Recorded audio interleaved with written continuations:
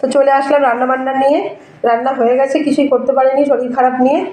এই যে দেখো বন্ধুরা, ফুলকপি আলুর তরকারি করেছি, তার সাথে একটু পনিরের তরকারি আর একটু ভাতটাকে ভেজেছি খাবার জন্য। তো তোমরা কমেন্টসে জানাও আমার রান্নাবান্না কেমন হয়েছে। আমি তো যা হোক করেই করেছি শরীর খারাপ নিয়ে। তো ছেলে এখন বাড়িতে নেই, ও রাত্রিবেলা আসবে, এসে ভিডিওগুলো পাঠাবে, তখন দেখতে পাবে। আজকে রান্না করতে ভালোই লাগছিল না, শরীর ভালোও ছিল না, ওই যা হোক করে কমপ্লিট করলাম। কারণ ছেলে একটু খেতে ভালোবাসে, তো এসে যদি দেখে যে কিছু রান্না করিনি ওর মনটাও খারাপ হয়ে যাবে।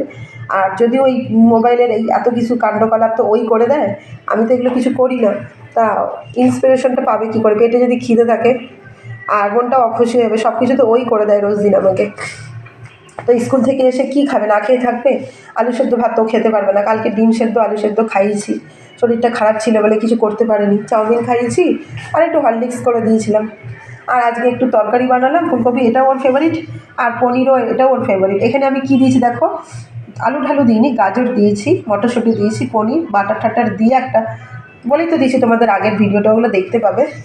আর এই দেখো একটু ভাত ভাজা করেছি। তো তোমরা অবশ্যই কমেন্টসে জানিও আমার এই রান্নাগুলো কেমন হয়েছে, আর লাইক শেয়ার করতে কখনোই ভুলবে না।